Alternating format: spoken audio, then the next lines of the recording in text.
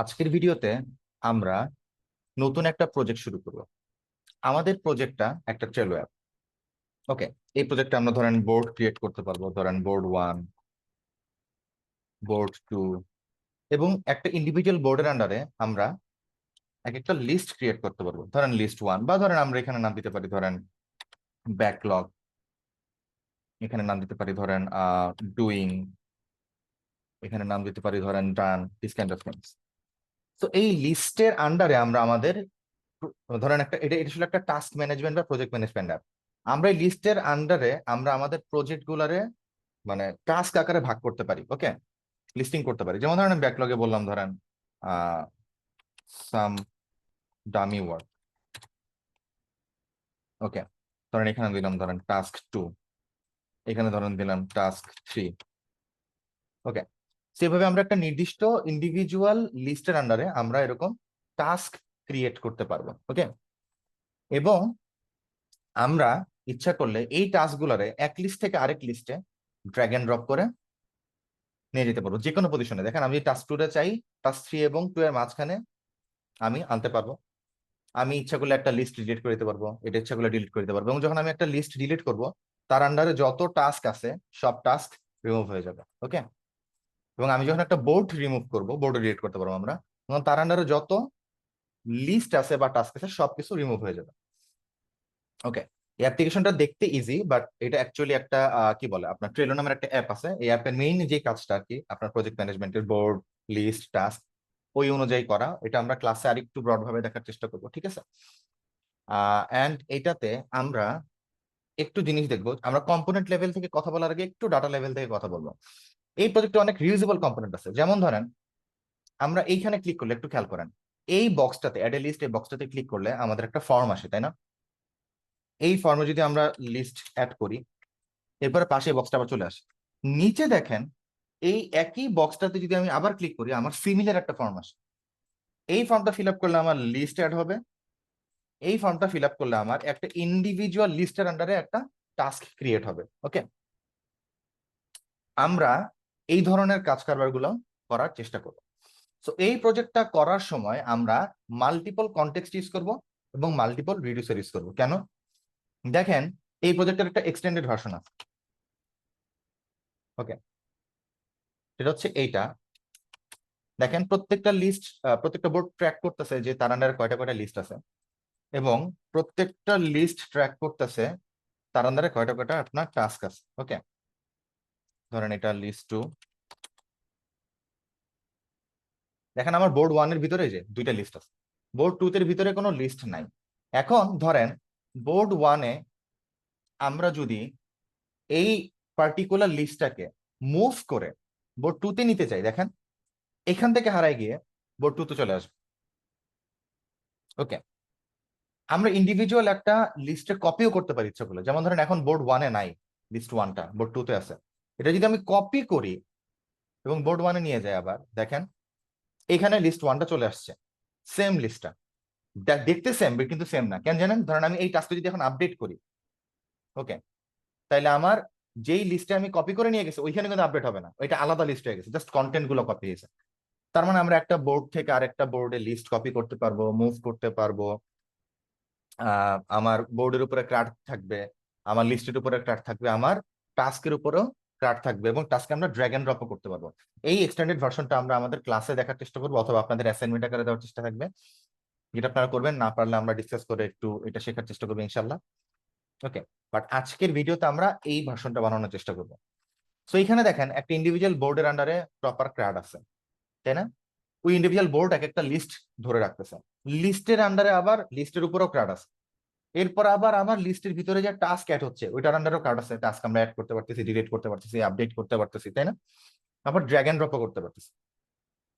আমরা আমাদের অ্যাপ্লিকেশনটা যেভাবে অ্যাপ্রোচ করব সেটা হচ্ছে আমরা আমাদের আগে ডাটা লেয়ার গুলো খুঁজে বের করার চেষ্টা করবো। আমরা একটু এক্সেল প্রতে যাব, গিয়ে দেখেন যদি আমরা আমাদের অ্যাপ্লিকেশনের দিকে একটু তাকাই, তাহলে আমরা দেখবো আমাদের এন্ট্রি মানে অ্যাপ্লিকেশন যখন শুরু হয় কিচ্ছু থাকে না। মানে আমাদের অ্যাপ্লিকেশনটা heavily data based, data focused. Okay, data intensive. তার মানে আমার অ্যাপ্লিকেশনের শুরুতেই যেটা ক্রিয়েট হবে সেটা হচ্ছে বোর্ড। যদি বোর্ড ক্রিয়েট না হয় আমার অ্যাপ্লিকেশন অন্য কিছু ক্রিয়েট হতে পারবে না। দেখেন আগে বোর্ড ক্রিয়েট হবে, এরপর এটা ডিটেলস পেজে দেখেন এই যে ডাইনামিক রাউটিং করছি আমরা, এটাও আমরা দেখবো আমাদের প্রজেক্টে। ওই ইন্ডিভিজুয়াল ডিটেলস পেজে আমরা ওই একটা বোর্ডের আন্ডারে অসংখ্য লিস্ট ক্রিয়েট করতে পারি, তাই না? অসংখ্য লিস্ট ক্রিয়েট করতে পারি, যেমন একটা লিস্ট, দুইটা লিস্ট, যে এনিথিং।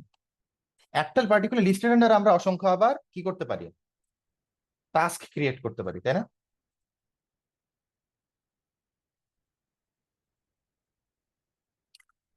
তার মানে যদি বোর্ড না থাকে তাহলে কি ওই বোর্ড মানে লিস্ট ক্রিয়েট করা সম্ভব না।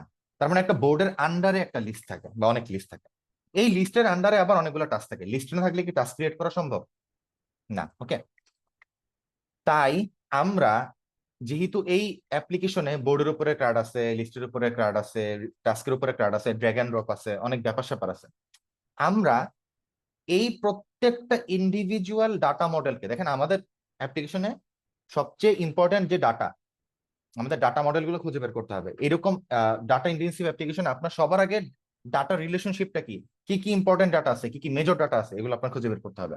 আমাদের অ্যাপ্লিকেশন মেজর ডাটা হচ্ছে এই তিনটা, বোর্ড, লিস্ট, টাস্ক, এবং তাদের সম্পর্ক কি, একটা বোর্ডের আন্ডারে অসংখ্য লিস্ট থাকে, এক লিস্টের আন্ডারে অসংখ্য টাস্ক থাকে। লিস্ট বোর্ড ছাড়া এক্সিস্ট করতে পারে না, টাস্ক লিস্ট ছাড়া এক্সিস্ট করতে পারে না, কিন্তু বোর্ড এই দুইজনের ছাড়া এক্সিস্ট করতে পারে, তাই না? তাহলে বোর্ডের যত লজিক্যাল ব্যাপার স্যাপার আছে সেটা আমরা একটা বোর্ডের রিডিউসারের উপরে এটার ভিতরে ট্যাকেল করব। ওকে, এবং এইটারে আমরা কম্পোনেন্টের কাছে কিভাবে বাইপাস করব, একটা কনটেক্সটের থ্রুতে। আমরা আমাদের অ্যাপ্লিকেশনটার একটা মিনিমালিস্টিক ধরেন ডিজাইন করতেছি, ডিজাইন বলতে আর কি সিস্টেম ডিজাইন করতেছি। ওকে, ধরেন বোর্ড কনটেক্সট। সিমিলার ভাবে আমার এই লিস্টের কাছেও ওর নিজস্ব রিডিউসার থাকবে এবং ওর নিজস্ব কনটেক্সট থাকবে। ওকে, অ্যান্ড আমার সিমিলার ভাবে আমার টাস্কের কাছে ওর নিজস্ব রিডিউসার থাকবে ও নিজস্ব কনটেক্সট থাকবে। ওকে,